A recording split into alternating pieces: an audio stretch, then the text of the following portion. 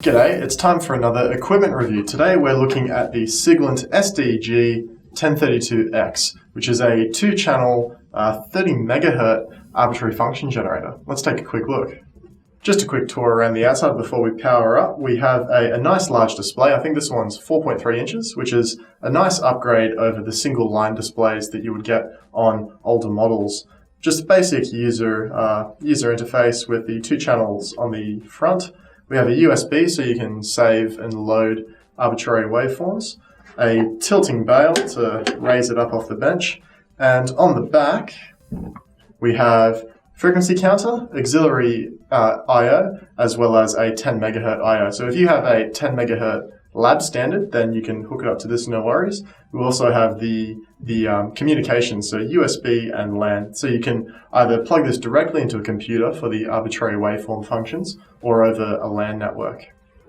Okay, I've just powered up our function generator, and this is our default screen that we're greeted with. We have a sine wave on channel 1 at 1 kilohertz and 4 volt peak to peak. So we can really easily change the frequency, of course, just by jogging the wheel. The frequency is the current parameter that's selected. And you'll notice that actually every action we do, we get that beep, which kind of irritates me. So I'm going to turn that off. So we can go into the utility menu, go to system, and turn the beeper off. Now, just a quick tip, you also, if you want that to remain the case, you should also use the power on and set that to last. Because if you were to power cycle the device, when you come back, that beep is going to be on again. So now it's just going to retain the last value or the last settings that we had set it up with. So back to the demo. The jog wheel can feel a little bit clumsy. I mean, you can get good control, like you can move around and alter exactly the unit you want, which is good for moving around a small area. But my preferred method is to just enter numerically the parameter and then use the unit button. So if we want 123.4 kilohertz, I can enter 123.4, and you can see once we've started typing numbers, we now get a units down the bottom. So I can just select kilohertz there, and now we have 123.4 kilohertz. The amplitude, now I think the maximum amplitude that this can supply is going to be 20 volts peak to peak. Yeah, I think it is 20. Let's see if we hit the ceiling. Yeah, we get 20 volts peak to peak, and if I try to raise that, okay, so we have an upper limit of 20 volts peak to peak. But I think it can sustain that over quite a large operating frequency, at least on sine. So if we go over to frequency, and I can just roll this frequency up, we're now at 1 megahertz, 9 megahertz, we still have 20 volts peak to peak. Once I go over 10 megahertz, the amplitude automatically gets cut down to 10 volts peak to peak. But I think that's sustained all the way up to 30 megahertz. So you can see we have a 30 megahertz sine wave at 10 volts peak to peak. And if we change that to a square wave with the waveform button, then we now have a square wave and 30 volts peak to peak as well. Just to see what kind of distortion we get on the square wave, I might also include some screen grabs, just so we can see what's happening with these edges on an oscilloscope. Let's take a look now at the voltage offset, because I think the range offered by the 1032 is quite large as well. I'll first bring us back down to something a little more reasonable on the frequency. Let's go 100 kilohertz, and the amplitude I'll bring down to 2 volts peak to peak. 2 volts peak to peak. Now, let's have a look at what the offset that we can achieve at this setting is. So we can bring this down to about 9 volts DC offset for this waveform. Of course, this performance envelope is going to change as amplitude is changed as well. So for instance, that 9 volt DC may only be possible at 2 volts. Let's see how far we can take the amplitude now. Okay, so we're currently at the maximum amplitude for that offset. So whichever parameter you set first is going to be the one that restricts the other. If I set my amplitude to, if I set my offset to say 4 volts DC, then the amplitude can now be pushed all the way up to 12 volts peak to peak. So we actually gain quite a lot just by changing the offset that small amount. And of course, those two parameters are going to change as frequency changes as well. As far as first impressions go, I quite like the unit. I like how the keys feel. Even though they are like rubberized, soft touch keys, they do have a nice positive click to them that feels, it feels very positive, very engaging. The contrast on the display is great. I like that you can really easily see at a glance which channel you're working off, rather than them trying to cram everything into the one screen. So at a glance, I can see that I'm working with a square wave, and then you can just take a closer look for the parameters. Let's take a closer look at some of the other functions. So we can quickly change the waveform that we're working with, pressing this waveform button, and we have the general sine, square, ramp, pulse, and noise. And then across we have DC and arb. So, I mean, we all know what these, sine, square, ramp, and pulse look like. But let's take a dive through the arb menu. This is for the arbitrary waveforms.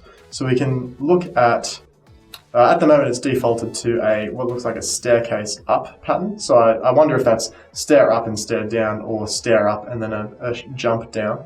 If we go into the arb type, then we can look at the stored waveform, so we can bring a stored waveform in on the flash drive, or we can look at the built-ins.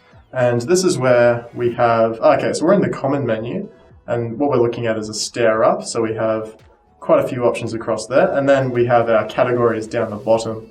So we have some math functions, quite a few of them actually, some engine functions,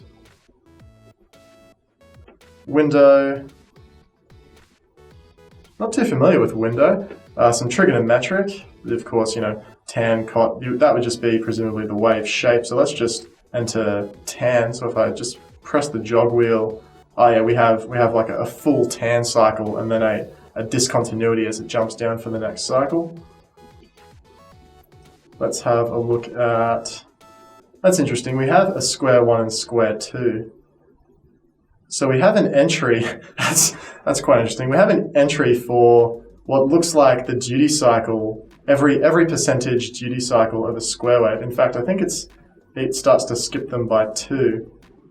So that would be, I guess, why have they done that? I guess if you wanted to give absolute priority to the duty cycle of the square wave and then have all the other parameters constrained by that duty cycle, so that you have the most freedom with what you select, perhaps.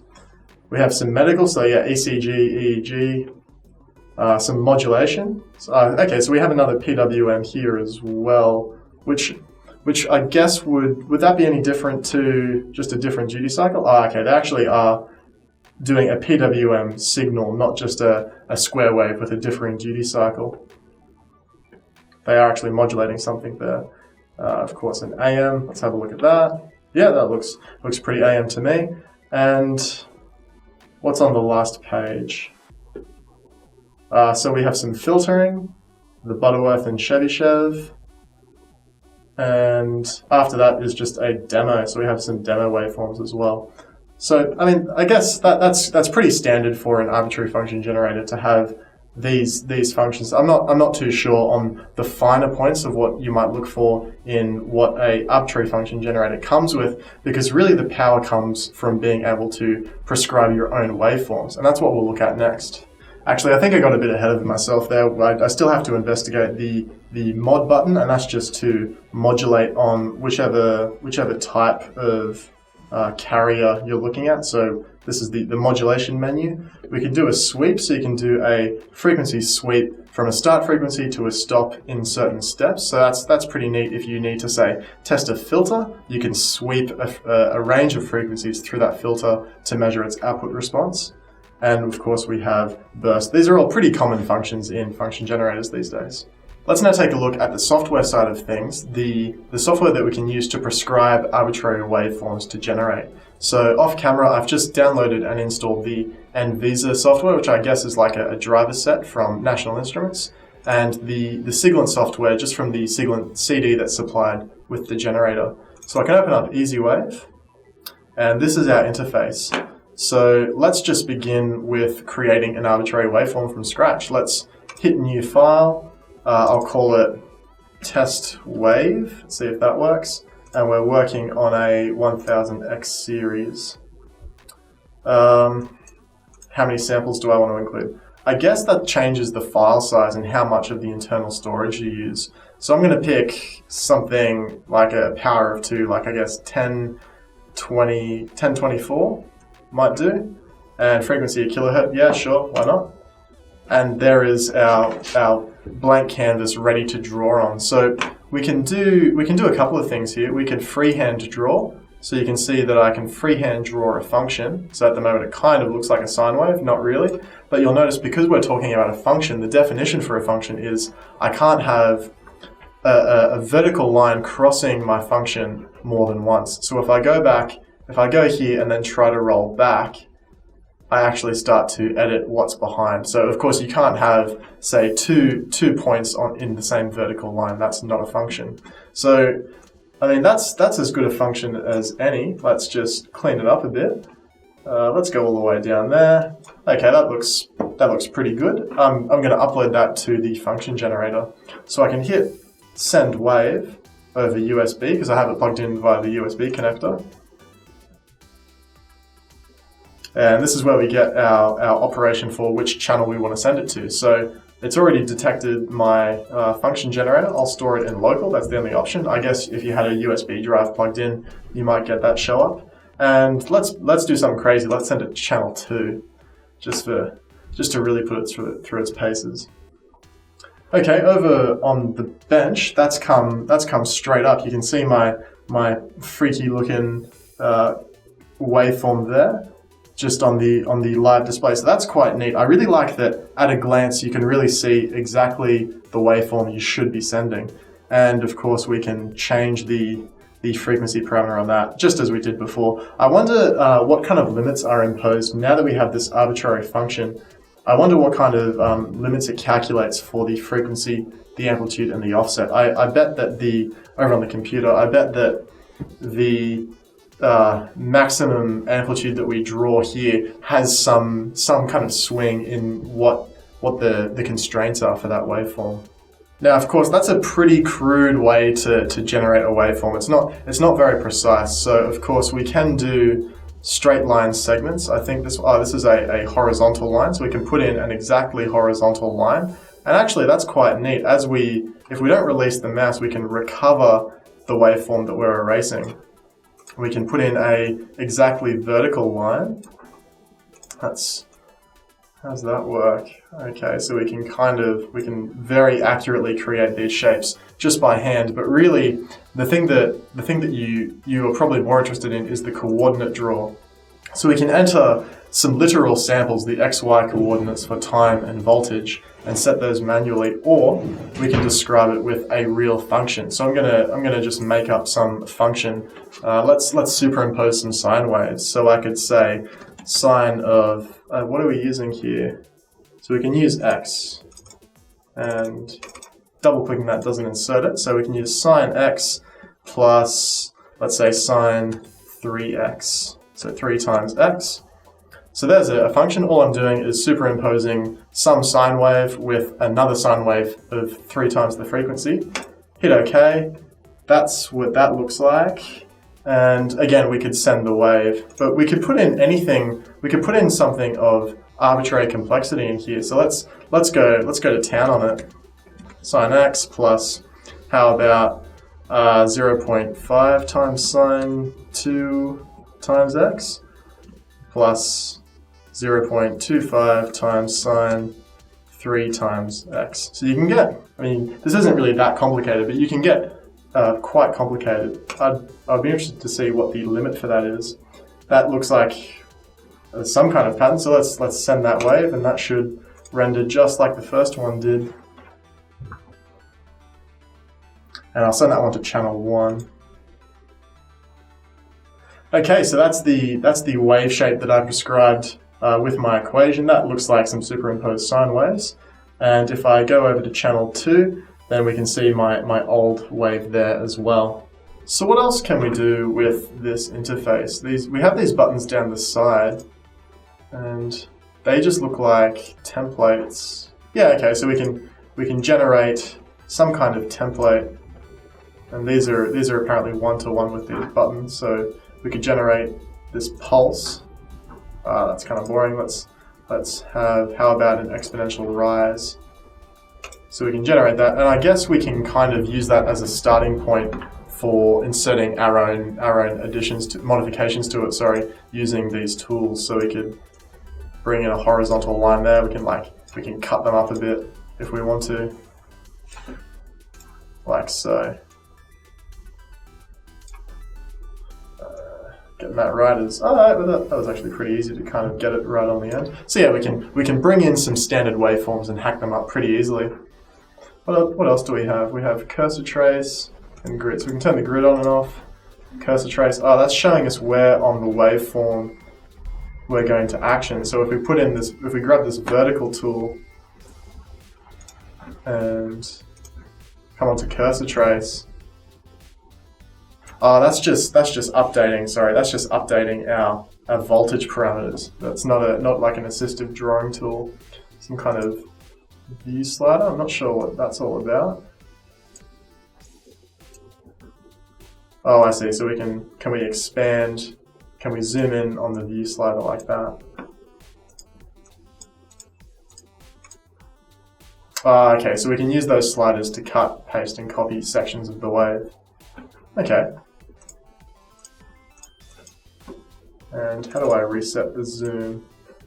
And go up to view, do it the old school way, undo zoom. Yeah, cool. Just been playing around a bit more. I found this math menu, so we can go to arithmetic math and data math, and we can do some constant or linear math with the waveform that we currently have. So this all looks like linear operations. So I could say multiply it. Oh, it's not linear. We can do absolute as well. So I can multiply by, let's say 2 for all the wave. And that's just going to change our vertical scale, but our vertical scale has now jumped up vertically quite a bit.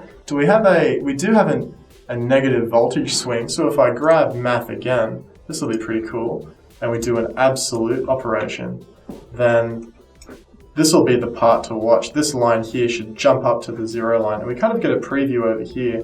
So 3, 2, 1, click, and there it goes. It's jumped up to... It doesn't quite look like 0. Of course, because it was negative a couple of volts, so now it's gone up to positive a couple of volts. What else can we do? Property setting.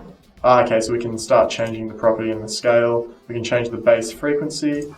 All right, enough of just watching me dive through the menus. I quite like this interface. This interface is significantly better than other arbitrary function generator interfaces that I've used before. It's quite, I mean, it looks very basic, but it has exactly what you need. It's quite responsive. There's doesn't seem to be any idiosyncrasies with how it behaves. I like that you can just straight up enter in an equation that you want to represent. So if you've modeled some data, you can very easily replicate it using that model as this function. It also appears as if, and I don't have a scope to test this with at the moment, but it looks like we can read a wave. That just pulls from this unit itself. But it looks like we can import a waveform from a Siglent oscilloscope. So if you have a Siglent scope, apparently it looks like whatever it's captured, you could read in and then replicate with the arbitrary function generator. So that could be really useful for doing some design work where you need to bring in some specific signal that you've measured. I quite like that feature, if that is indeed what it is. The send wave and read wave, we've seen that before. The read wave just allows me to bring in either a stored or built-in function from the generator. So I can just bring in any of those arbitrary functions that we were looking at before. So that wraps things up for the arbitrary function generator review. I'm really quite pleased with both the interface on the device and the software interface itself. It's not too often that you get a winner on both of those fronts. I like that it's quite small, it's quite light. I like the interface, the buttons. Everything's pretty easy to use, and if you don't get it right away, it doesn't take too long to figure it out. I'd recommend this for basically anyone who needs a function generator. Not all that many people genuinely need a function generator, but if you're doing any audio design or RF design, having one of these is absolutely indispensable.